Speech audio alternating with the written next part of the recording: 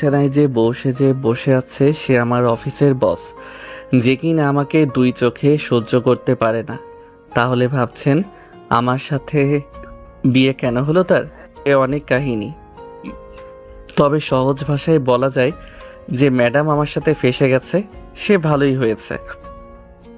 কারণ উনার কারণে একটু হলেই চাকরি হারাতাম। তখনই মুখ তুলে তাকায় নিশাত। আমি তোমাকে স্বামীর অধিকার দিতে পারবো না, ভুলে যেও না আমি তোমার বস। বলেছিলাম না, এই মেয়ে আমাকে দুই চোখে দেখতে পারে না। মুচকি হেসে নিজের মনে মনে কথাগুলো বলল আহনাফ। জি অবশ্যই, আমার সেটা মনে আছে। আমিও আপনাকে বউ হিসেবে দেখি না ম্যাডাম। গুড। মনে রাখবে তোমার আমার বিয়ে শুধুমাত্র একটা অ্যাক্সিডেন্ট। বাবা যতদিন দেশে আছে এই নাটক চলবে, এরপর আমরা আলাদা। জি ম্যাডাম। যাও ঘুমিয়ে পড়ো। কোথায় যাব? অন্য কোথাও গিয়ে ঘুমাও, এই রুমে না। ঠিক আছে, আমি আঙ্কেলের রুমে যাই। এই না মানে কি? আসলে আমি আবার একা ঘুমাতে পারি না, আর আঙ্কেলও তো একা। আর অন্য রুম তো শুনলাম গোছানো নেই। সব মিলিয়ে আপনিও এই রুমে রাখবেন না, তাই আঙ্কেলের রুমেই যাই। কোথাও লাগবে না যাওয়া, রুমেই ঘুমাও নিচে। এই ঠান্ডায় আপনি তো আবার এসি দিয়ে রুমকে সাউথ পোল বানিয়ে রাখেন। নিশাত বিরক্ত হয়ে একটা কম্বল আর বালিশ ছুঁড়ে দেয় তার দিকে। আহনাফ হেসে ফুলরে বিছানা করে শুয়ে পড়ে। হঠাৎ চোখ পড়ে নিশাতের দিকে। কি মিষ্টি দেখতে মেয়েটা, কিন্তু ভেতর থেকে একটা ঝালমরিচ। অফিসে সবসময় বকার উপর রাখতো, এবার তো বাসায়ও একসাথে। ভাবছেন বিয়ের পর নিশাত আহনাফের বাসায় না গিয়ে এখানে কেন? এই বাড়িটা নিশাতের বাবা তৈরি করেছিলেন নিশাতের জন্য।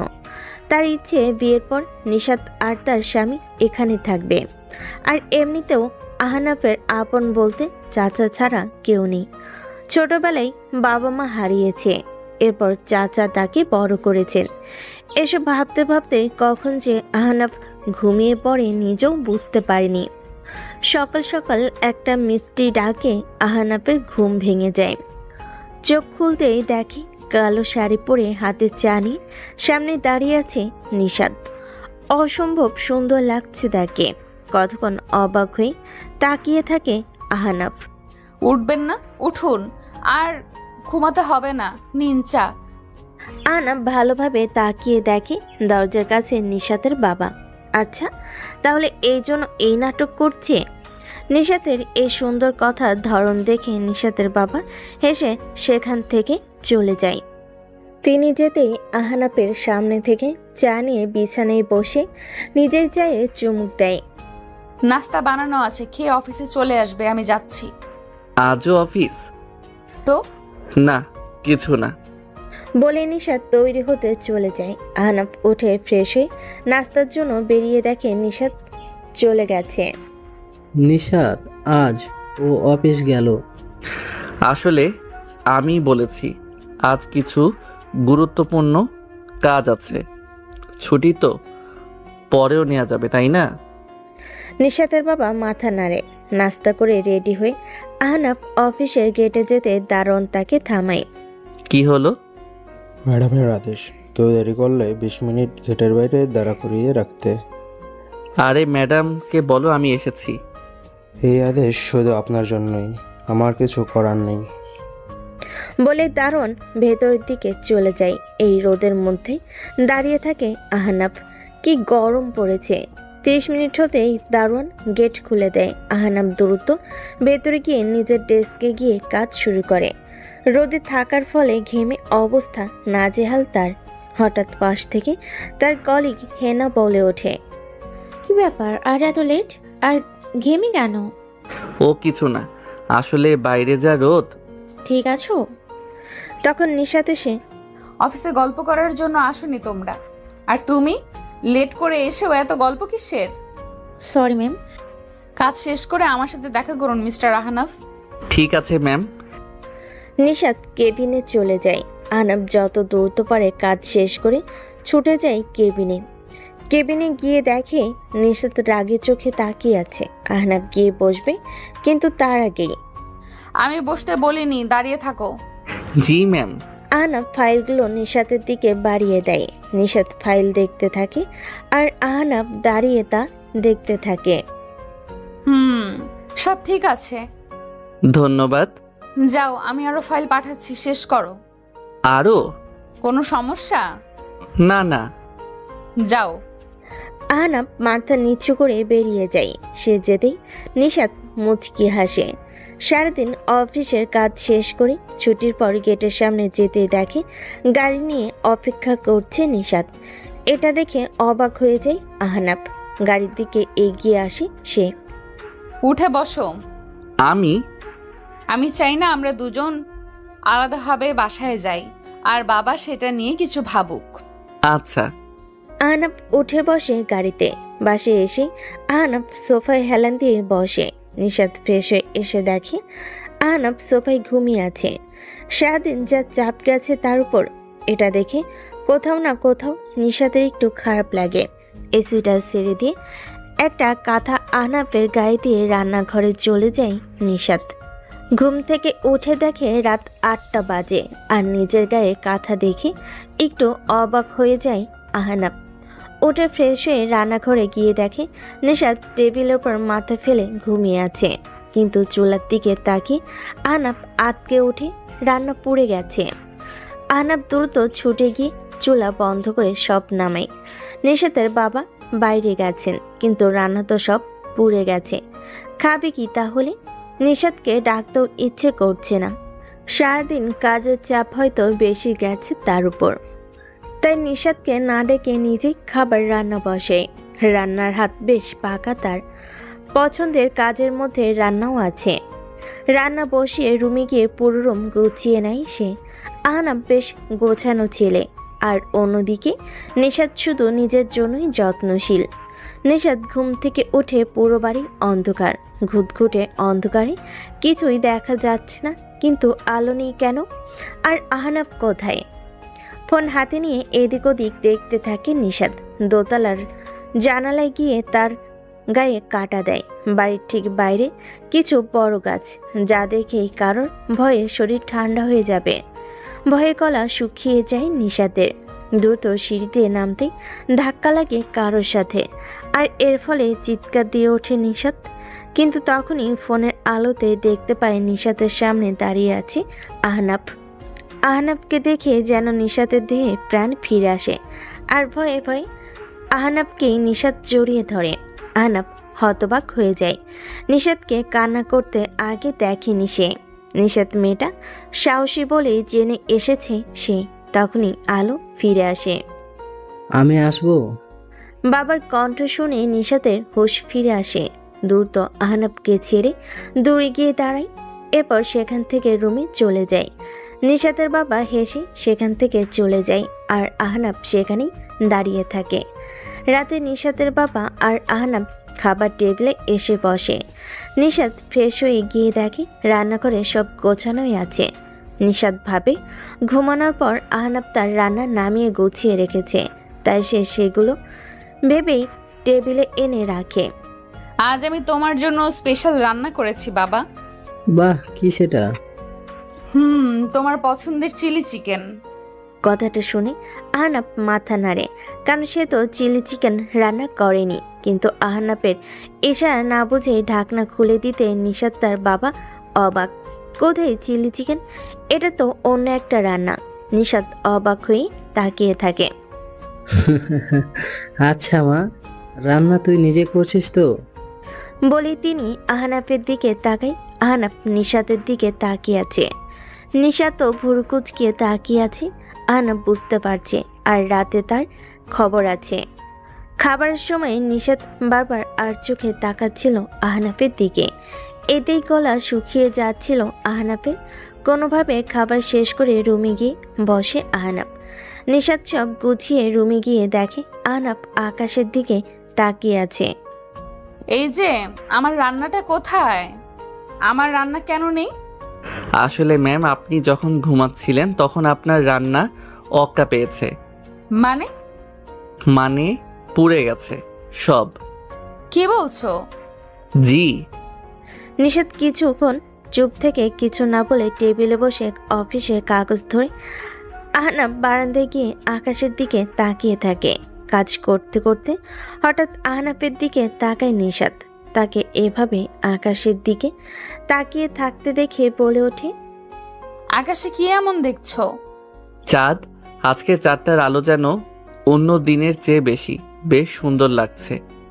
কি লাভ দেখে সময় নষ্ট করা? হয়তো আসলেই সময় নষ্ট, তবে সুন্দর জিনিস উপভোগ করাই ভালো। করতে থাকো। বলে কাজে মন দেয় নিশাত। হঠাৎ আহনাফের ফোন বেজে ওঠে। আহনাফ আসার আগে চোখ পড়ে নিশাতের। স্ক্রিনে হেনা নামটা ভেসে আছে। আহনাফ এসেই ফোনটা রিসিভ করে বারান্দায় চলে যায়। কিছুক্ষণ পর কথা শেষ করে এসে দেখে নিশাত তৈরি হচ্ছে কোথাও যাবার জন্য। কোথায় যাচ্ছেন ম্যাম? রবিন কল দিয়েছে।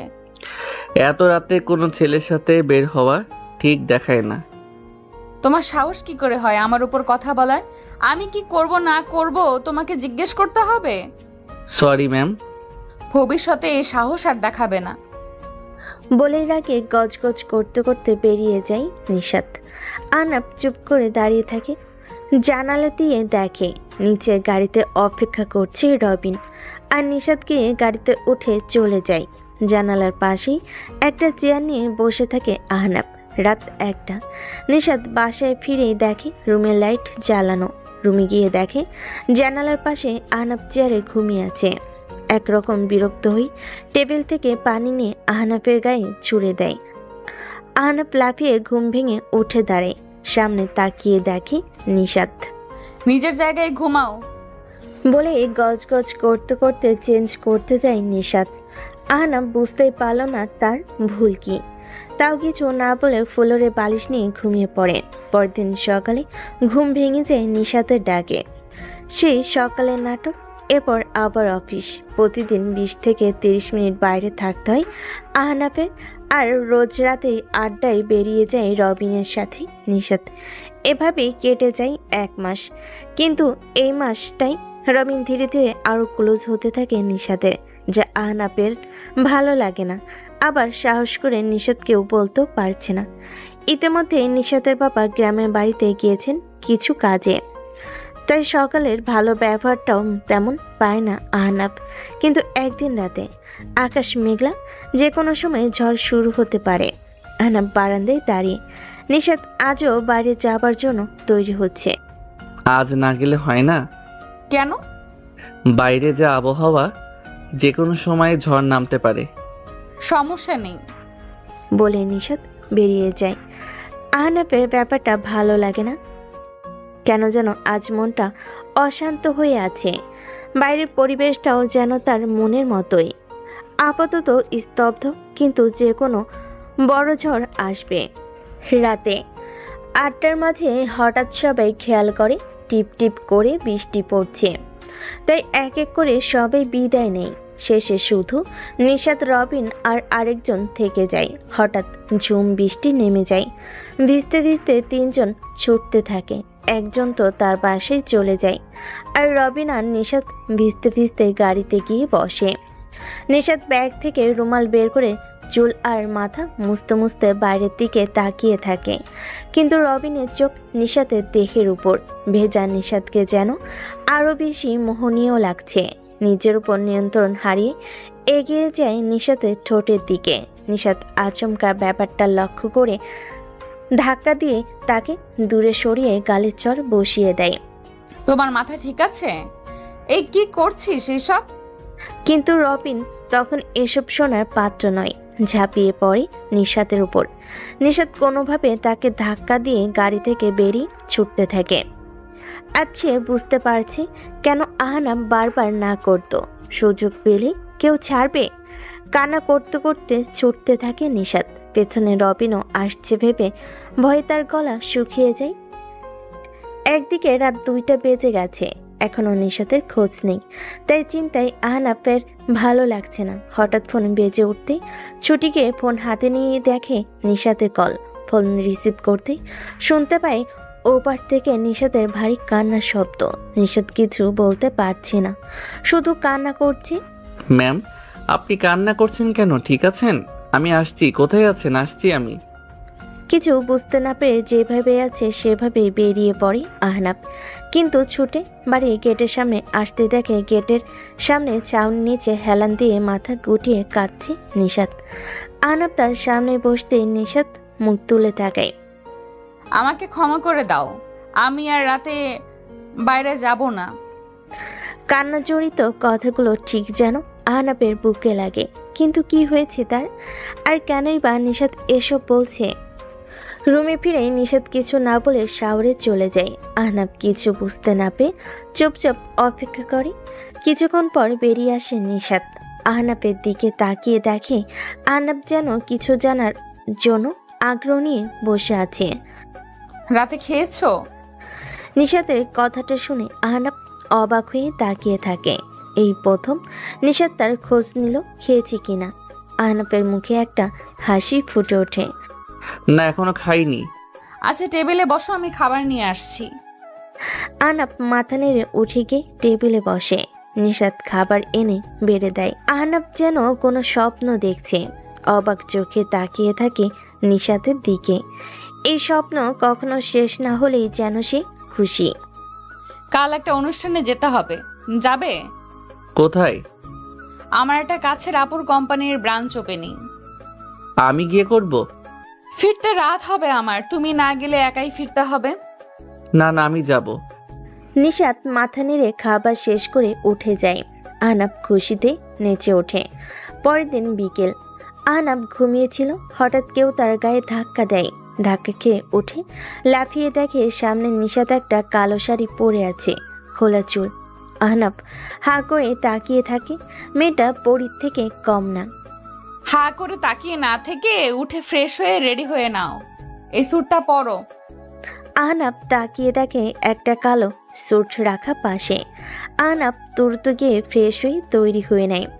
রেডি হয়ে এসে দেখে গাড়িতে নিশাত অপেক্ষা করছে, কিন্তু সে পাশের সিটে, এমনিতেই ড্রাইভার সিটে বসে। আহনাব গিয়ে দাঁড়ের সামনে। আজ গাড়ি তুমি চালাও। জি ম্যাম। আহনাব দ্রুত গাড়িতে উঠে বসে। বেশিক্ষণ লাগলো না পৌঁছাতে। সেখানে পৌঁছাতেই নিশাত সবার সাথে আলাপ করতে যায়, আর আহনাব খাবার স্টেশনে চলে যায়। খাদ্যপ্রিয় মানুষ সে। নিশাত কথা বলছিল সবার সাথে। তখনই আপু, আমাদের দেখলে না? নিশাত ঘুরে তাকিয়ে দেখে আনোয়ার আর মিম দাঁড়িয়ে আছে, পুরনো বন্ধু। আরে তোমরা এত দেরি কেন? আর বলবেন না, ওর তৈরি হতে এত সময় লাগলো। মোটেও না আপু। আচ্ছা হলো হলো। তামিম, মেহেদি, ফারিয়া সবাই ওদিকে আছে, চলো। বাহ, ওরা এলো আর আমাকে বললো না? মাত্র এলাম আমরা। এখানে সবাই আছে কিন্তু একজনই মিসিং। না, ওই তো এসে গেছে। কথাটা শুনে নিশাত তাকিয়ে দেখে গেট দিয়ে প্রবেশ করতেই সে। নিশাত ছুটে গিয়ে সামনে দাঁড়ায়। নিশাতকে দেখে হাসি মুখে তাকায় হায়া। কেমন আছো আপু? এই তো, তুমি? শুনলাম বিয়ে করেছো। তোমার উপর রাগ আমি, তুমি আসোনি। সরি রে, আসলে এখন তো সব একাই সামলাতে হয়, তাই আর কি। ঠিক আছে, চলো সবাই ওখানে। আমাকে এখন আবার একটু বের হতে হবে। কেন আপু? আজ কয় তারিখ? আজ তো তারিখটা মনে করতে নিশাতের মুখটা মলিন হয়ে যায়। হায়ার দিকে তাকিয়ে দেখে তার মুখেও একটা মলিন হাসি। আপু চলো, আমিও যাব। না, তুমি থাকো। না আপু, চলো। তখনই পাশে এগিয়ে আসে আহনাব, কিন্তু নিশাত তাকে থামিয়ে দেয়। তুমি থাকো, আমরা একটু পরেই ফিরে আসবো। ঠিক আছে ম্যাম। নিশাত আর হায়া গাড়িতে উঠে যেতে থাকে অজানা স্থানের দিকে। দেখতে দেখতে একটা বছর হয়ে গেল আপু। তোমাদের জন্য একটা বছর আমার কাছে যেন এক যোগ। কিন্তু আমি এখনো জানি না কেন হলো এমনটা। সব ঠিক ছিল আর এক মুহূর্তে সব শেষ। আমরা ওর হাসির ভেতরে লুকিয়ে থাকা কষ্ট বুঝতে পারিনি। জানো, এখন খুব ঘৃণা হয় নিজের উপর। প্রথমে পরিবার, এরপর কাছের মানুষ, বন্ধু বান্ধব, এরপর আমিও। কেউ বুঝতে পারেনি ও ধীরে ধীরে আমাদের থেকে দূরে যাচ্ছে। বুঝতে পারিনি ওর হাসিটা মিথ্যে ছিল। নিশাত তাকিয়ে দেখে হায়ার চোখে পানি গাল পেয়ে বুক দিয়ে নেমেছে। নিশাত চুপ করে থাকে। আমাকে এত ভালোবাসা দিয়ে রেখেছিল যে আমি সেটার জন্য বুঝতেই পারিনি ওর ভিতরে কি চলছে। আর সে রাতে যখন ওই কলটা আসলো, সবটা শেষ।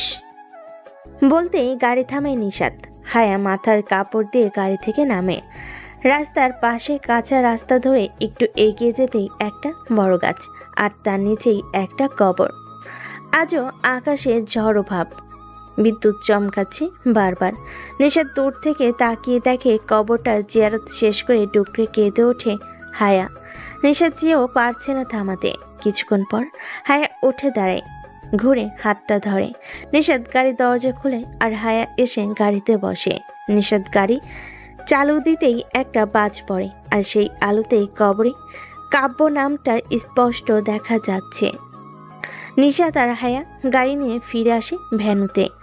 হায়া মুখ মুছে স্বাভাবিক হয়ে প্রবেশ করে। আড্ডায় বসে সবাই। তা নিশাত, তোমার স্বামী আসেনি? নিশাত কিছুক্ষণ ভেবে উত্তর দেয়। খাবার নিয়ে পড়ে আছে। এটা শুনে সবাই হেসে দেয়। তামিম আনোয়ারার স্বামী হিসেবে কেমন? মোটামুটি। আচ্ছা তাই? সত্যি বলতে আমি নিজেকে অনেক ভাগ্যবতী মনে করি ওকে পেয়ে। ও আমার রান্নার ভুল কখনোই ধরেনি। মাঝে মাঝে খারাপ খারাপ হলেও চুপচাপ খেয়েও আমাকে বলবে না। তবুও আমি নিজেকে বলতে গেলেই শুনবে না। হয়, এমন ছেলেও হয়। নিশাত হায়ার দিকে তাকায়। নিশাতের মনে আছে একবার হায়া আর সে মিটিংয়ে গিয়েছিল, আর সেখানে হায়া যখন বক্তব্য দিচ্ছিল তখন কাব্য একটা চেয়ারে বসে গালে হাত দিয়ে হাসি মুখে মুগ্ধ হয়ে তাকিয়েছিল হায়ার দিকে। এমনকি অফিসের খাবার নিজেই আনতো, হায়া কাজে ব্যস্ত হলে খাইয়েও দিত। হায়া হয়তো এজন্যই কথাটা বলল। নিশাত হায়ার হাতে হাত রাখলো। হায়া একটা হাসি দিয়ে তার দিকে তাকায়। আর এমন ছেলেদের অনুভূতি অনেক গভীর হয়, বুঝতে পারার আগেই মাঝে মাঝে হারিয়ে যায়। হায়া আস্তে আস্তে বলে, যা নিশাত শুনতে পায়। নিশাত ঘাড় ঘুরিয়ে তাকিয়ে দেখে আহনাফ চেয়ারে দুপা ভাঁজ করে বসে খাবার খাচ্ছে। নিশাত কিছু একটা আজ করতে পেরে দ্রুত উঠে এক গ্লাস পানি নিয়ে আহনাফের পেছনে গিয়ে দাঁড়ায়। কয়েক সেকেন্ডের মধ্যেই আহনাফের গলায় খাবার আটকে যায়। সে তো পানি আনেনি, কিন্তু পেছন থেকে গ্লাসটা বাড়িয়ে দেয়। আহনাফ দ্রুত পানি খেয়ে হাঁপ ছেড়ে বাঁচে। নিশাতের দিকে তাকিয়ে দেখে নিশাত মাথা নেড়ে সেখান থেকে হেঁটে যায়। নিশাত গিয়ে সবাই সহ খেতে বসে।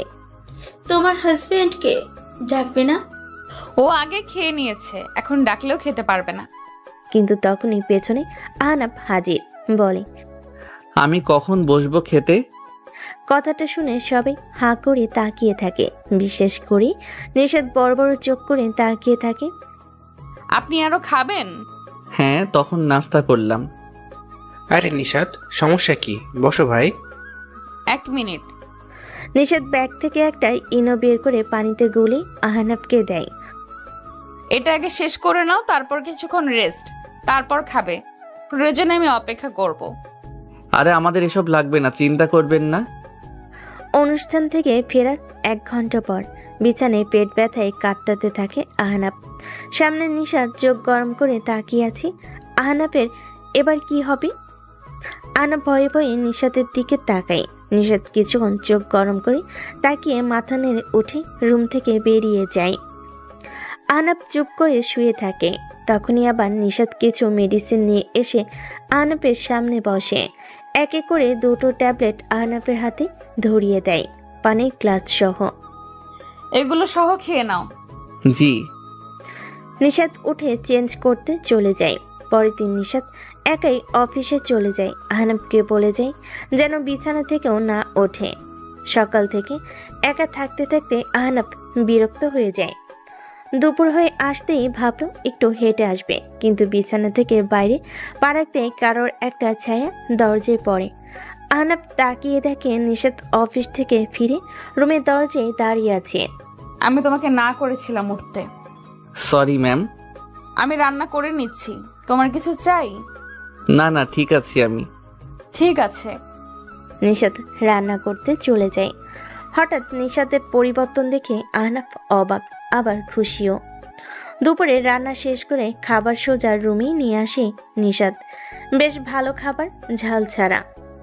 খাবার শেষ করে নিশাত অফিসের কাজে বসে। তখনই আহনাফ উঠে দাঁড়ায় তার সামনে। কিছু বলবে? আসলে সব বন্ধুরা আজ দেখা করার কথা। আমি যাই। পেটের ব্যথা? এখন নেই তো। আচ্ছা, কিন্তু 9টার আগে ফিরবে। মাত্র 9টা? ঠিক আছে ম্যাম। বলে আহনাফ তৈরি হয়ে নেয় বের হতে। দাঁড়াও। নিশাতের ডাকে দরজায় থমকে যায় আহনাফ। নিশাত উঠে ব্যাগ থেকে একটা ঘড়ির বক্স বের করে ঘড়িটা আহনাফের হাতে পরিয়ে দেয়। আহনাফ অবাক, কারণ এটা সেই ঘড়ি যা সে গতরাতে অনলাইনে দেখেছে আর তার খুব পছন্দ হয়েছিল, কিন্তু দাম বেশি, তাই আর ভাবিনি এই ব্যাপারে। এত দামি ঘড়ি আর নিশাত জানলো কিভাবে? ঠিক 9টার আগে ফিরবে। বলেই নিশাত নিজের জায়গায় গিয়ে বসে। ঠিক আছে, আসি আমি। রাত 8:45। আহনাফ এখনো বাসায় আসেনি। খাবার টেবিলে খাবার সাজিয়ে বসে আছে নিশাত। এখনো আহনাফের খোঁজ নেই। নিশাত উঠে বাদবাকি কিছু কাজ সেরে নেয়। রাত 9:27। এখনো আহনাফ আসেনি। রাত 10:37। টেবিলে ঘুমিয়ে পড়েছিল নিশাত। উঠে দেখে আহনাফ এখনো আসেনি। এবার চিন্তা বাঁধে মনে, কিন্তু তখনই ফোন বাজে তার। দ্রুত ফোন হাতে নিয়ে দেখে আহনাফের কল। কানে নিতেই শুনতে পায়। হ্যালো, কে? আহনাফের বস বলছেন? আসলে ম্যাম, ওর পরিবারের তো কেউ নেই। ওর বাসায় ফেরার সময় রাস্তায় অ্যাক্সিডেন্ট করেছে। আমরা ওকে সিটি হসপিটালে নিয়ে এসেছি। আপনার কাছে ওর আপন কারোর নাম্বার থাকলে জানিয়ে দিন। বলেই কল কেটে যায়। স্তব্ধ হয়ে যায় নিশাত। সময় নষ্ট না করে দ্রুত গাড়িতে উঠে রওনা দেয়। খুব খারাপ লাগছে তার। হঠাৎ আয়নার দিকে তাকাতেই অবাক হয়ে যায়। তার চোখ ভেজা আহনাফের জন্য, কিন্তু কেন? এসব ভাবতে ভাবতেই নিশাত হসপিটালে পৌঁছায়। দ্রুত ভেতরে গিয়ে খোঁজ নেই। কেবিনের সামনে এসে দেখে আহনাফের বন্ধুরা দাঁড়িয়ে আছে। তাকে দেখে সবাই একটু এগিয়ে আসে। ম্যাম, আপনি ওর বস না? ওর কি পরিবারে কেউ আসেনি? মানে ওর চাচা আর আপন কেউ? নিশাত রেগে আছে প্রচুর। রেগে বলল, আমাকে এত পরে কেন কল দিলে? সবার আগে কেন না? ম্যাম, ওর ফোনে আমাদের নাম্বার বাদে শুধু 2টো নাম্বার ছিল। ওর চাচা আর বস, মানে আপনার।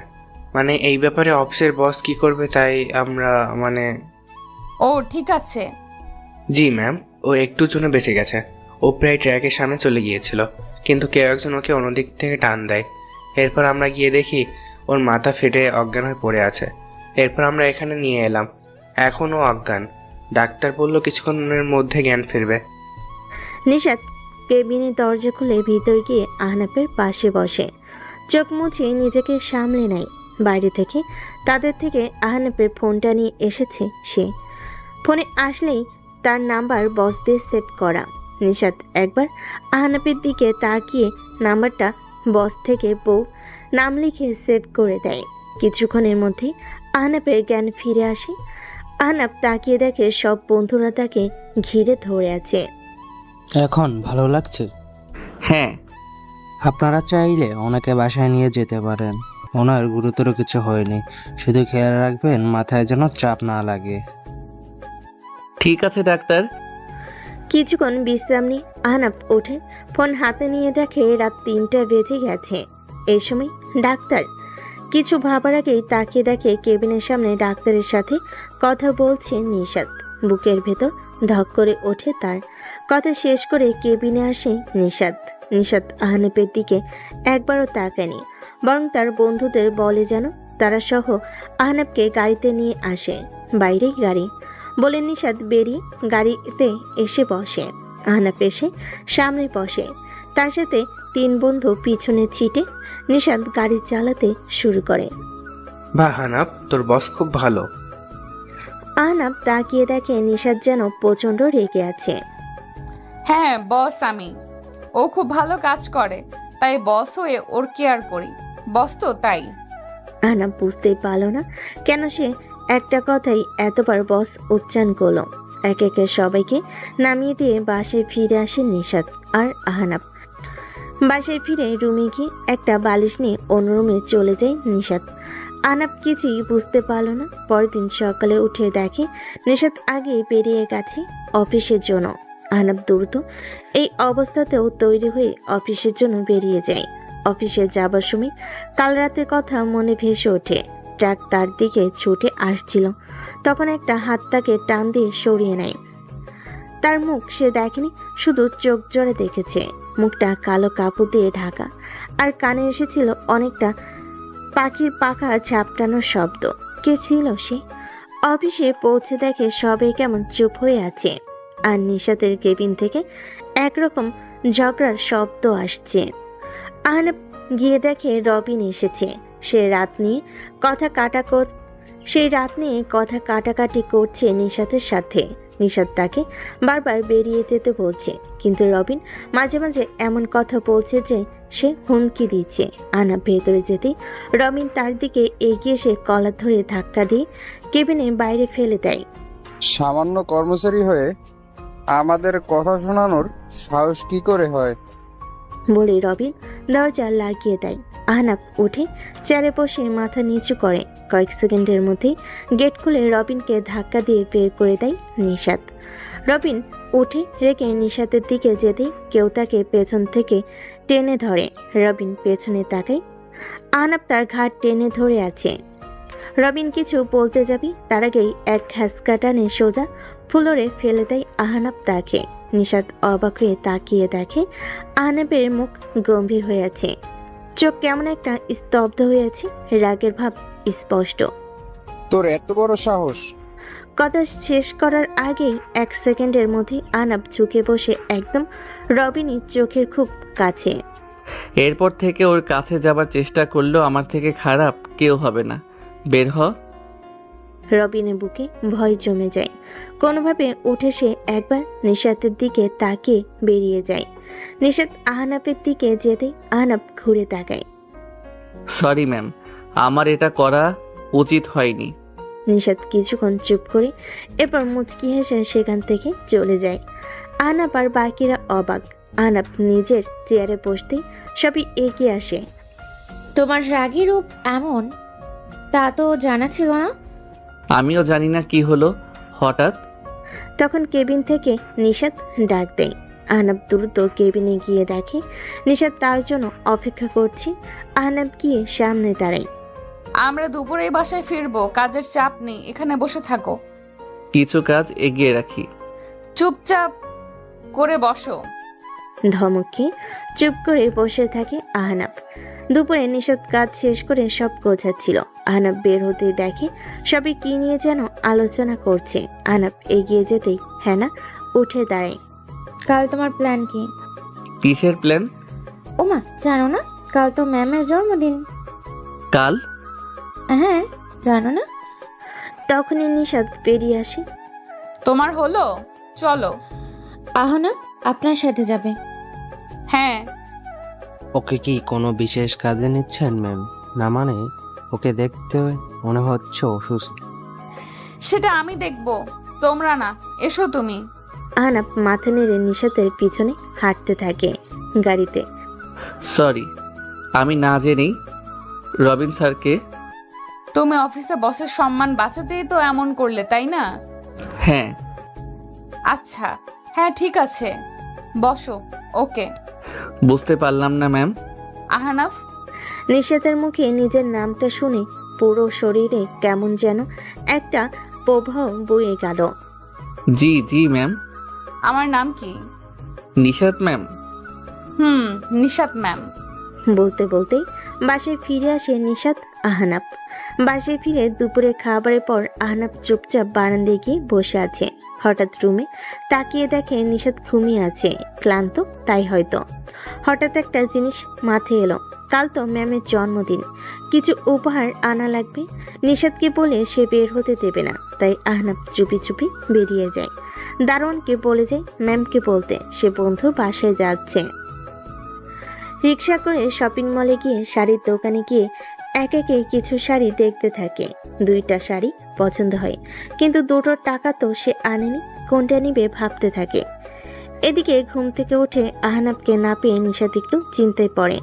তখনই টেবিলে একটা নোট পেয়ে হাতে নিয়ে দেখে সেটি আহনাব লিখে গেছে বন্ধুর বাসায় যাচ্ছে। নিশাত একটু রেগে যায়, তাও কি করবে আর। ফ্রেশ হয়ে কফি নিয়ে বারান্দায় বসে। এদিকে সব কেনাকাটা করে বন্ধুদের কিছু জিনিস ব্যবস্থা করতে বলে বাসায় ফিরে আসে আহনাব। 7টা বেজে গেছে। বাসায় ফিরে রুমে গিয়ে দেখে নিশাত টিভি দেখছে। সরি না বলে যাওয়ার জন্য। বসকে বাসার ব্যাপারে না বললেও হয়, ঠিক আছে? টেবিলে পিঠে আছে, বসো, নিয়ে আসছি। নিশাত উঠে গিয়ে পিঠে আর কফি নিয়ে আসে। মুভি দেখবে? আচ্ছা ম্যাম। এরপর দুজন একটা মুভি দেখতে থাকে, কিন্তু আহনাবের মাথায় চলছে রাত 12টার প্ল্যান। 10টা 40 একটা কল আসে নিশাতের। নিশাত উঠে কথা বলতে বলতে বারান্দায় চলে যায়। কিছুক্ষণ পর ফিরে আসে। কে কল দিয়েছে? বন্ধুরা রাত 12টার পর আমার জন্মদিন, তাই যেতে বলল। কিছু অ্যারেঞ্জ করেছে হয়তো। যেতেই হবে। কেন, তোমার কিছু প্ল্যান আছে নাকি বসের জন্মদিনে? আছে। বস তো অফিসে দিতে পারবে। বলে নিশাত হাঁটা ধরে। যদি স্বামী হিসেবে না যেতে বলি? নিশাতের ভেতর ধক করে ওঠে।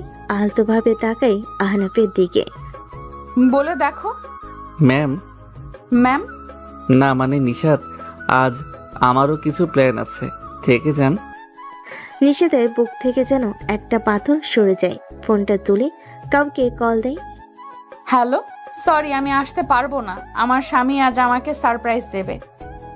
আহনাফ চোখ বড় বড় করে তাকায়। কল কেটে নিশাত আহনাফের দিকে একবার তাকায়।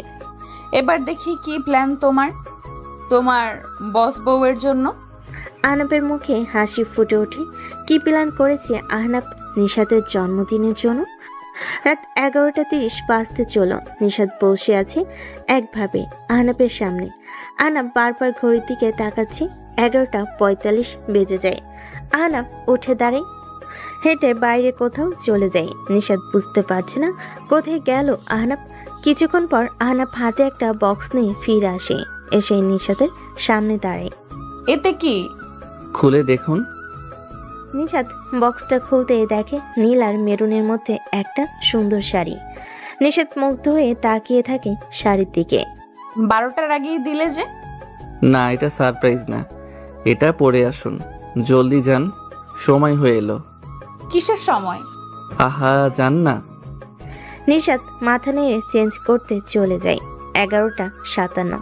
নিশাত শাড়ি পরে বের হয়। নিশাতকে এই শাড়িতে দেখে আহনাফ মুগ্ধ হয়ে তাকিয়ে থাকে। এই যে দেখা হলো। So sorry ma'am. এবার সারপ্রাইজটা। আসুন আসুন। নিশাতকে নিয়ে দ্রুত ছাদে চলে যায় আহনাফ। পুরো ছাদ অন্ধকার। ছাদ অন্ধকার কেন? কিছুই দেখা যাচ্ছে না। নিশাতের কথা শুনে একটু হাসি আহনাফ। তাদের বাড়িটার আশেপাশে কোনো বাড়ি নেই, তাই আলাদাও আলো নেই। 12টা বাজতেই একটা জলও শব্দ হয়, আর এক একে বাড়ির চারপাশ থেকে আতশবাজি আকাশে গিয়ে ফাটতে শুরু করে। একের পর এক পুরো আকাশ আলোকিত হয়ে যায়। নিশাত মুগ্ধ হয়ে আকাশের দিকে তাকিয়ে থাকে। এভাবে 5 মিনিট আতশবাজি ফাটার পর পুরো ছাদ আলোকিত হয়ে যায়। সুন্দরভাবে সাজানো ছাদ। নিশাত অবাক হয়ে সেদিকে তাকাতে থাকে। এইসব কখন, কিভাবে? তুমি তো আসলে যখন আপনি ঘুমিয়েছিলেন তখন এতে আমাকে কিছু মানুষ সাহায্য করেছে। বলতে নিশাতের বাবা নিশাতের এক ফ্রেন্ড কেক নিয়ে ভেতরে আসে। বাবা, মিলি। হ্যাঁ মা, আমি দুপুরে ফিরে দেখি তুই ঘুমাচ্ছিস। এরপর আহনাফ আমাকে বাকিটা বলল। সরি ম্যাম, না বলে। নিশাত কেক কাটে। প্রথম টুকরো হাতে নিয়ে দেখে আহনাফ দূরে দাঁড়িয়ে আছে। নিশাত এগিয়ে আহনাফের মুখে কেক পুড়ে দেয়। আহনাফ বড় বড় চোখ করে তাকিয়ে থাকে অবাক হয়ে। নিশাতের বাবা আর মিলি হাসতে থাকে। আহনাফ একটু লজ্জা পেয়ে যায়। নিশাত মা, কাল তুমি আর আহনাফ হায়ার গ্রামে বেড়াতে যাচ্ছ। বিকেলের ট্রেন। বাবা, এই হঠাৎ? বিয়ের পর তোমরা কোথাও যাওনি, আর হায়াও বলল গ্রামে যাচ্ছে। ও এবার যেতে হবে ওর সাথে।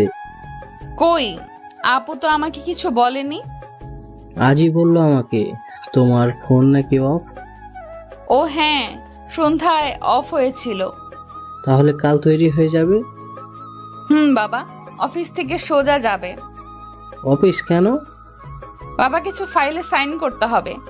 আচ্ছা ঠিক আছে। পরের দিন সকাল। আহনাব তৈরি হয়ে বসে আছে, কিন্তু নিশাত এখনো তৈরি হচ্ছে। ম্যাম, আর কতক্ষণ লাগবে? 5 মিনিট।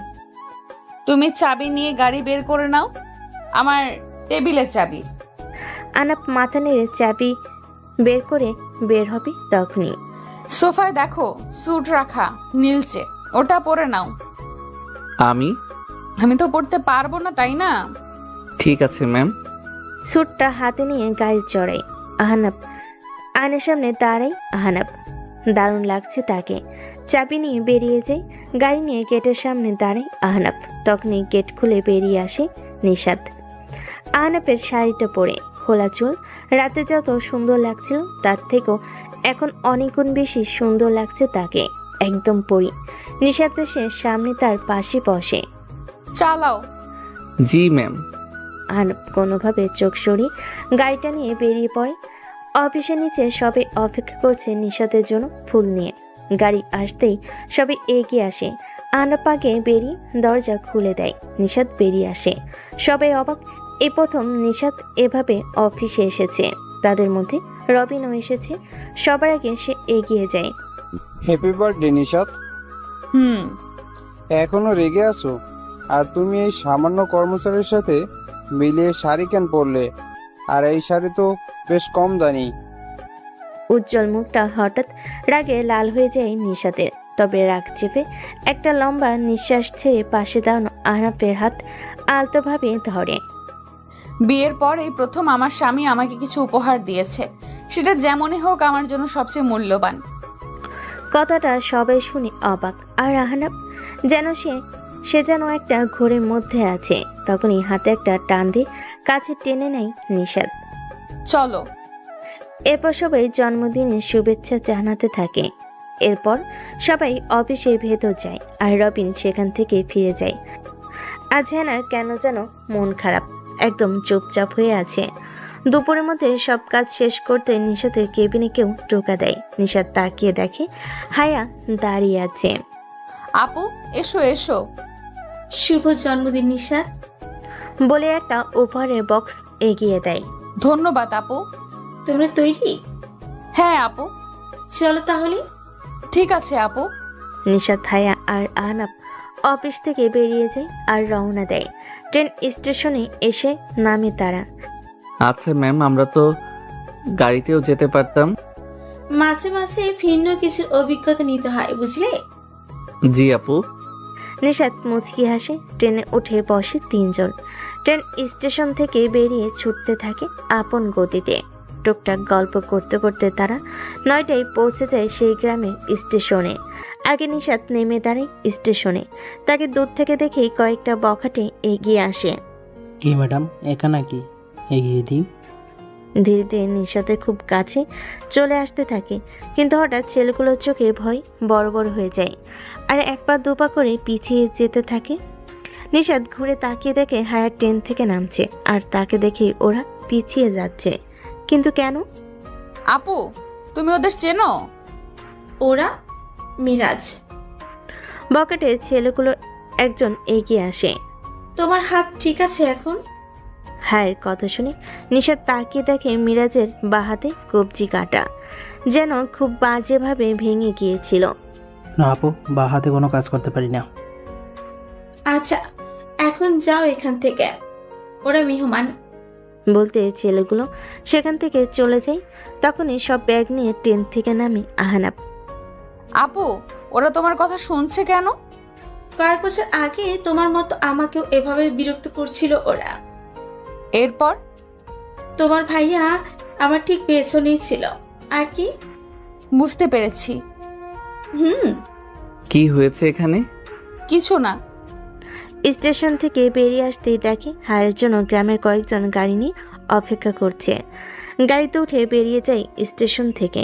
সারাদিন ট্রেনে থাকার ফলে আহনাব অনেক ক্লান্ত হয়ে যায়, তাই গাড়িতে সে ঘুমিয়ে পড়ে। কিন্তু গাড়ির ঝাঁকানিতে মাথা সোজা রেখে ঘুমানো কঠিন। এটা দেখে নিশাত আহনাবের মাথাটা নিজের কাঁধে রাখে। বাড়ি পৌঁছে আলাদা রুমে চলে যায় নিশাত আহনাব। এখানে এসেও আহনাব ফ্লোরে বালিশ নিয়ে শুয়ে পড়ে। এটা দেখে বিছানা থেকে আরেকটা বালিশ ছুঁড়ে মারে নিশাত। বালিশ মুখে লাগতে লাফিয়ে ওঠে বসে আহনাব। জি ম্যাম। উপরে এসে শুয়ে পড়ো। আপনি নিচে ঘুমাবেন? নিচে ঠান্ডা অনেক। আমি কেন নিচে ঘুমাবো? তাহলে অন্য রুমে। কেন? তো কই ঘুমাবেন? এখানেই। তো আমি কেন যাব? আসতে বলেছি তাই। না মানে। এসো। ধমক খেয়ে বিছানায় শুয়ে পড়ে আহনাব, তবে মাঝে একটা বালিশ দিয়ে। নিশাত মুচকি হাসে। মাঝরাতে আহনাব জেগে উঠে একটা ছোঁয়ে। চোখ মেলে তাকিয়ে দেখে নিশাত তাকে জড়িয়ে আছে। আহনাব আটকে উঠতে যাবে, কিন্তু তার আগে নিশাত তাকে শক্ত করে জড়িয়ে ধরে। আহনাব ভেবেছিল নিশাত ঘুমে, কিন্তু এবার বুঝতে পারছে সে ঘুমে নেই। নিশাত এসে আলতো করে আহনাবের গালে চুমু দেয়। আহনাব অবাক হয়ে তাকিয়ে থাকে। ম্যাম আপনি? নিজের বউকে কেউ এভাবে ম্যাম বলে? সত্যি বলতে অনেক কিউট লাগে তোমার এই ম্যাম বলা। আহনাব কিছু বলতে যাবে, তার আগে নিশাত তার বুকের উপর ঝুঁকে ঠোঁটে ঠোঁট রেখে দেয়। আহনাবের শরীর ঠান্ডা হয়ে যায়। নিজের অজান্তে চোখ বন্ধ হয়ে যায়, হারিয়ে যায় নিশাতের মাঝে। এদিকে রাতের ট্রেনের জন্য অপেক্ষা করছে রবিন, অন্যদিকে হাসপাতালে। আর কতদিন ঘুমিয়ে থাকবে ডাক্তার? বলা যাচ্ছে না, তবে ওর অবস্থা উন্নতি হয়েছে। 1 বছরের বেশি সময় হয়ে গেল, ওকে জাগিয়ে তুলুন। আমরা চেষ্টা করছি। সকালে ঘুম ভেঙে যেতেই আহনাব লক্ষ্য করে নিশাত তার বুকের উপর ঘুমিয়ে আছে। হুট করে উঠতে গেলে নিশাতের ঘুম ভেঙে যায়। নিশাত নিজেকে আহনাবের বুকে পেয়ে একটু লজ্জা পায়, কিন্তু নিজেকে সামলে বুকে শুয়ে চোখ কষলে আহনাবের দিকে তাকায়। কটা বাজে? 9টা। এ বাবা, এতক্ষণ ঘুমানো ঠিক হয়নি, ওঠো। কাল রাত আসলে। চুপ, ফ্রেশ হয়ে এসো। আহনাব মাথা নেড়ে উঠে চলে যায়। নিশাত হেসে বেরিয়ে যায়। আহনাব ফ্রেশ হয়ে এসে দেখে নিশাত তার জন্য পাঞ্জাবি বের করে গেছে। পাঞ্জাবি পরে বের হতে তখনই ফোন বেজে ওঠে। নাম্বারটা চেনা না, অচেনা। রিসিভ করতেই। স্যার, আপনি আহনাব স্যার? অচেনা কণ্ঠে। জি। জি, আপনার একটা পার্সেল রয়েছে। কিন্তু আমি তো শহরে নেই। জি জানি স্যার, আপনার ঠিকানাটা দিলে আমাদের জন্য সুবিধা হয়। আচ্ছা আমি এখন আছি। ঠিক আছে স্যার, ধন্যবাদ। বলে কল কেটে যায়। এই সময় পার্সেল কে পাঠাচ্ছে আর কেন, এসব না ভেবে বেরিয়ে নাস্তার টেবিলে গিয়ে দেখে হায়া নিশাত বসে আছে। খুব ভালো হলো। জি আপু। দুজনের জন্য আজ একটা সারপ্রাইজ আছে। কি সারপ্রাইজ আপু? এখনই বলবো না, বিকেলে। কি বলো না। আহনাফ, তোমার কাছে কোনো কল এসেছে? হ্যাঁ আপু, একটু আগেই। আচ্ছা, তাহলে বিকেলেই জেনে যাবে। আহা, বলো না। না, কেন দ্রুত। এরপর আমরা গ্রাম দেখতে বের হব। আচ্ছা। আহনাব নাস্তায় বসে। নাস্তা শেষ করে তিনজন গ্রামের রাস্তা ধরে হাঁটা শুরু করে গ্রাম দেখতে। দুধারে মাঠ আর রাস্তার ধারে উঁচু উঁচু গাছ আর শীতল ছায়ার মধ্য দিয়ে কাঁচা রাস্তা চলে গেছে। আর সেই রাস্তা ধরে তিনজন হাঁটছে। মাঝে মাঝে পাশ দিয়ে শালিকের দল উড়ে যাচ্ছে। এক মনোরম পরিবেশ। হাঁটতে হাঁটতে হায়া আর নিশাত হাসি তামাশা করছে। হঠাৎ নিশাত হাঁটতে হাঁটতে আহনাবের এক হাত জড়িয়ে ধরে। আহনাব চমকে উঠে তাকায়, কিন্তু নিশার জন্য এটা ভুল করে ধরেনি। সে ধরেই হাঁটছে আর হায়ার সাথে কথা বলছে। আহনাব তাকিয়ে আছে নিশাতের দিকে। আমাকে পরে সারাক্ষণ দেখতে পারবে, রাস্তা দেখো এখন। জি ম্যাম। কথাটা শুনে চোখ পাকিয়ে তাকায় নিশাত। এতে ভয়ে গলা শুকিয়ে যায় আহনাবের। আহনাবের চোখে মুখে ভয় দেখে নিশাত হেসে দেয়। আহনাব একটু মুচকি হাসে। দুপুর হয়ে আসতেই তারা বাড়ির দিকে হাঁটা শুরু করে। হঠাৎ দূর থেকে একটা বুড়ো লোক ছুটে আসে, এসে হায়ার সামনে দাঁড়ায়। হায়া মা, তুমি এসেছো, আমাকে বলনি কেন? কাকা, আমি রাতে এসেছি। আমি তো বিকেলে আপনার বাড়ি যেতাম। সে তো যেতেই হবে, আজ তো তোমার মিলির গায়ে হলুদ, কাল বিয়ে। কি বলেন? আমাদের মিলি বিয়ে? বাবা, কত বড় হয়ে গেল, বুঝতেই পারিনি। তুমি কিন্তু সময় করে চলে আসবে, মিলি জানলে কিন্তু নিজে গিয়েই টেনে নিয়ে আসবে তোমার। কাকা, আমি যাব। মিলির বিয়ে আর আমি যাব না, তা হয়? আচ্ছা মা, শুনে খুশি হলাম।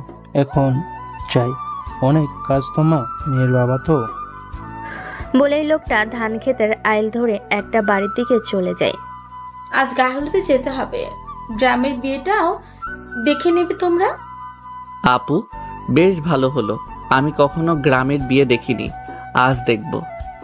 আপু, তাহলে তো আমাকে একটু শপিং মলে যেতে হবে। কেন? আসলে আমি গলায় পরার কিছু আনিনি। শাড়ির সাথে কিছু না পরলে কেমন লাগবে বলো? এইখান থেকে সবচেয়ে কাছের শপিং মলের দূরত্ব 3 ঘন্টার। কি বলো? তাহলে বললাম না, ভেবো না, সারপ্রাইজ আছে। আচ্ছা, তুমি কি বলবে ঠিকভাবে? বাড়ি চলো। হ্যাঁ আপু, আমার অনেক ক্ষুধা পেয়েছে। তোমার তো সারাদিনই ক্ষুধা পায়। আসলে সত্যি খিদে পেয়েছে। হ্যাঁ হ্যাঁ, চলো। বাড়ি এসে হায়ার রান্নার খোঁজ নেয়। বাড়ির লোকেরা জানে সব দই। এদিকে নিশাত গোসল শেষ করে এসে আয়নার সামনে দাঁড়ায়। ভেজা চুল, এখনো পানি পড়ছে। তখনই পেছন থেকে আহনাফ এসে তাকে দেখে হতবাক হয়ে তাকিয়ে থাকে। কেন যেন একটা নেশার মতো কাজ করছে নিশাতকে দেখে। এইদিকে এসো তো। হ্যাঁ। আহনাফ এগিয়ে যায়। নিশাত তোয়ালেটা আহনাফের হাতে ধরিয়ে দেয়। আমার চুলটা মুছে দাও হালকা হাতে। আমি? কোনো সমস্যা? না মানে। কোনো সমস্যা? না ম্যাম। নিশাত আয়নার সামনে বসে আর আহনাফ পেছনে দাঁড়িয়ে আস্তে আস্তে চুলে তোয়ালে বুলিয়ে শুকাতে থাকে। তা রাতে কি রঙের পাঞ্জাবি পরবে? জানি না, একটা পড়লেই হলো। জানি না মানে? এখনো ভাবোনি? না মানে। থামো, হয়েছে। জি। কালো পাঞ্জাবি আমি আয়রন করে রাখবো। জি আচ্ছা। অনুষ্ঠান শেষ করে বেশ কয়েকদিন পর নিশাত আর আহনাফ হায়ার থেকে বিদায় নিয়ে শহরে চলে আসে। নিশাত আগে থেকে পরিবর্তন হয়েছে, এখন আর রাতে একা বাইরে যায় না। আহনাফকে কেয়ার করে, তবে আহনাফ বুঝতে পারছে না তাকে ভালোবাসে নাকি বাসে না। সকালে নাস্তা করে দুজন অফিসে গেল। আহনাফ তার কলিগ হেনার সাথে কথা বলছিল, এমন সময় পিয়ন আসলো। স্যার, আপনাকে ম্যাডাম ডাকছে। গিয়ে বলো আসছি। ম্যাডাম আসবো? আসেন। ম্যাডাম দরজা লক করলেন কেন? আমি কি কিছু করেছি? বসেন। আপনি অফিসে গল্প করতে আসেন? না মানে ম্যাডাম, এই কথা বলছেন কেন? আমি যে প্রশ্ন করেছি তার উত্তর পাইনি। না মানে ম্যাডাম, একটু কথা বলছিলাম। না মানে জি। আর কিছু বলতে পারলাম না। ম্যাডাম আমার কলার ধরে তার মুখের সামনে নিয়ে আসলো। তারপর যা হলো তার জন্য আমি প্রস্তুত ছিলাম না। ম্যাডাম আমার ঠোঁটের সাথে তার ঠোঁট লাগিয়ে দিল। পাক্কা 5 মিনিট পর ছেড়ে দিয়ে দুজন হাঁপাচ্ছি। আর আমি ভাবছি এই মেয়ে আমার সাথে এটা কি করলো। আমার ভাবনার মাঝে হঠাৎ ম্যাডাম বলল, কই, আমার সাথে তো বলেন না।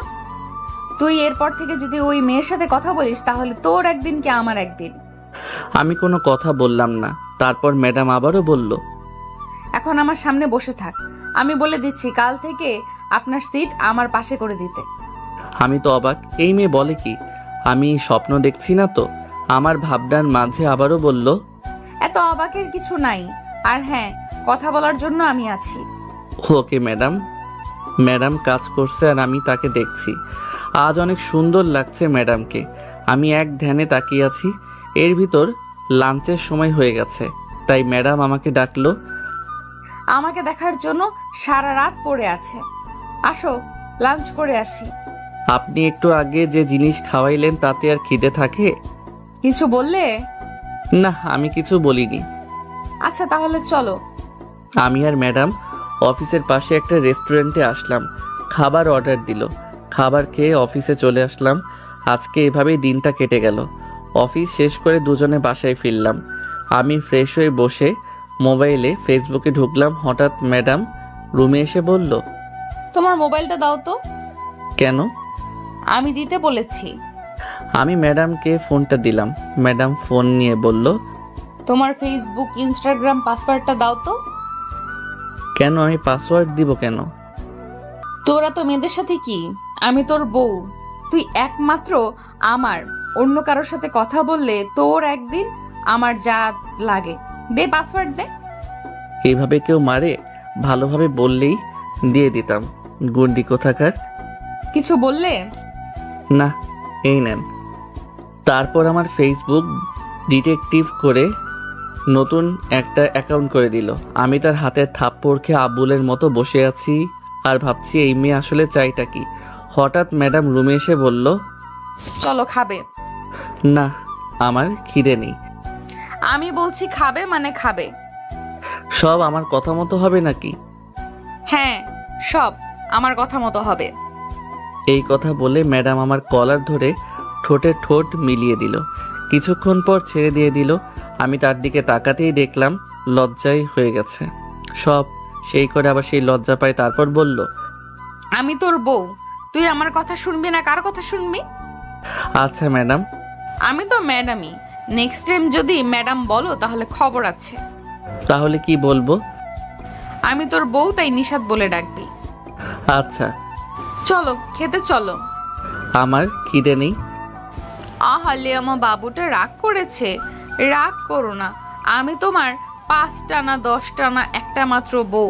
আমার উপর রাগ করো না। রাতে আদর দি মনে। চলো এখন খাবে। তারপর ম্যাডাম আর আমি ডিনার শেষ করে রুমে আসলাম। আমি নিচে ফ্লোরে বিছানা করছিলাম, তখন ম্যাডাম বউ আসলো। তুমি এটা কি করছো? ঘুমাবো, বেড ঠিক করছি। না, তুমি এখানে ঘুমাবে না। তাহলে? উপরে আমার সাথে ঘুমাবে। কিন্তু কোনো চিন্তা নয়। তারপর আমি আর কোনো কথা না বলে খাটের এক কর্নারে গিয়ে অন্যদিকে তাকিয়ে শুয়ে আছি। এরপর নিশাত আমার পেছন থেকে জড়িয়ে ধরলো। এসব কি হচ্ছে? তুমি এভাবে জড়িয়ে ধরছো কেন? আমার না কোলবালিশ জড়ায় ধরে ঘুমানোর অভ্যাস। তাহলে তুমি ও পাশে কোলবালিশ আছে, সেটাকে জড়িয়ে ধরে ঘুমাই। এখানে কোনো কোলবালিশ নেই। মানে? আমার কোলবালিশ কোথায় গেল? ওটা আমি ফেলে দিয়েছি। ফেলে দিছো মানে? কিন্তু কেন? কারণ এই ছোট খাটে 3 জনে ঘুমাতে পারবো না। 3 জন কোথায়? এখানে তো মাত্র 2 জন, আমি আর তুমি। ওই যে কোলবালিশকে নিয়েই তো 3 জন। আমি তো ওই কোলবালিশটা ছাড়া ঘুমাতে পারি না। তাহলে এখন আমি কি জড়িয়ে ধরে ঘুমাবো? কেন তুমি আমাকে আর আমি তোমাকে দুইজনকে জড়িয়ে ধরে ঘুমাবো?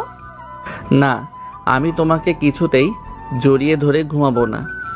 তুমি না ঘুমালে না ঘুমাবে, কিন্তু আমি তো তোমাকে জড়িয়ে ধরেই ঘুমাবো। এই কথা বলে আবার আমাকে জড়িয়ে ধরে শুয়ে পড়ল। আমি আর কিছুই বললাম না, কারণ জানি আমার কথা শুনবে না। আমারও মন চাচ্ছে ওকে ভালোবেসে বুকে জড়িয়ে নিতে, কিন্তু কেন জানি না একটা বাধা অনুভব করছি। আজ সারা দিনটা যে কীভাবে কেটে গেল বুঝতেই পারিনি। আর আমাকে যে মেনে নিয়েছে এটা তো আমার কাছে স্বপ্নের মতো মনে হচ্ছে। এইসব কথা ভাবছিলাম, তখন ম্যাডাম মানে বউ বলল, শুনছো? হুম। আমার না আদর লাগবে। আপনার আদর লাগবে? আমি কি করতে পারি? তুমি কি করতে পারো মানে কি? আমার আদর লাগবে। আপনার আদর লাগবে, আপনি নিয়ে নেন। আমি না করছি নাকি? হায় আল্লাহ, আমার কি ফাটা কপাল, এমন আনরোমান্টিক একটা স্বামী দিলা। আমি আনরোমান্টিক? তো কি? রোমান্টিকতা দেখতে চান, সামলাতে পারবেন তো? তুমি দিয়ে দেখো না। শোনো না, বলেন।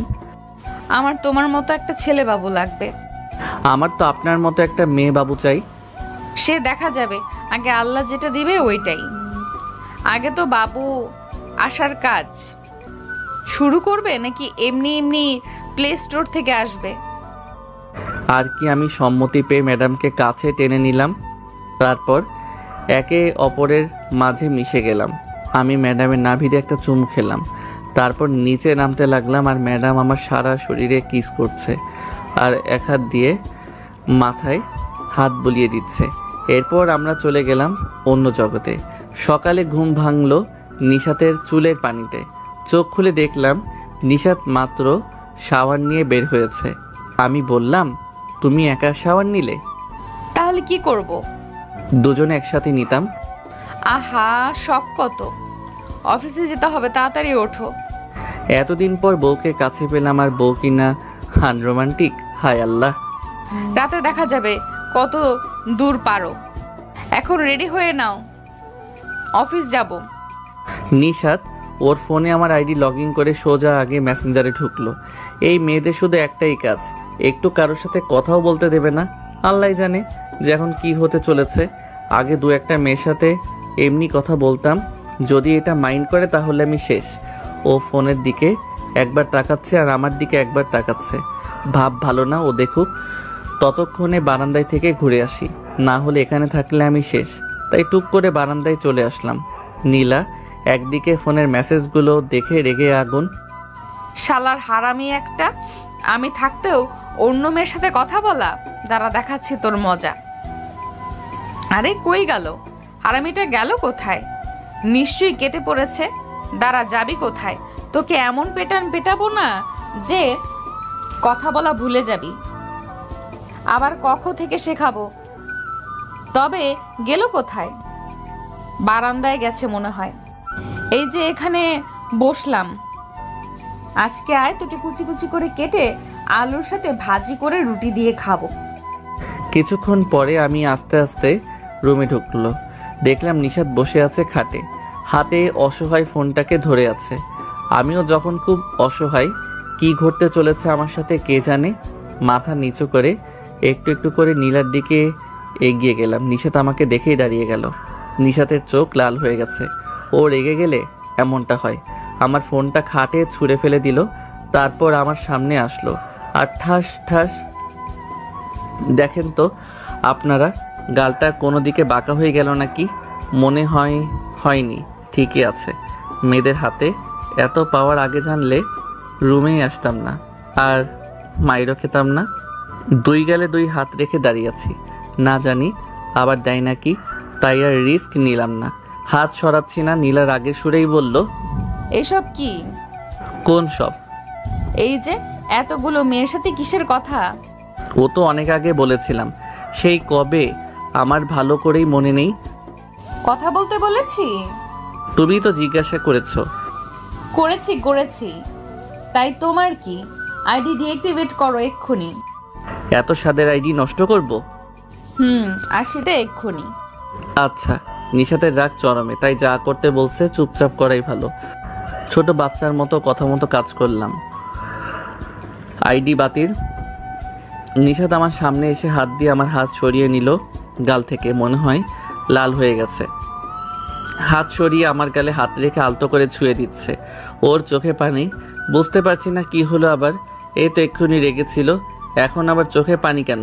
আবার কোনো ভুল করে ফেললাম নাকি? আবার কি করলাম রে বাবা? নীলাকে বললাম, আবার কিছু কি করে ফেললাম? কাঁদছো কেন? কিছু না, তোমার খুব লেগেছে তাই না? কই না তো।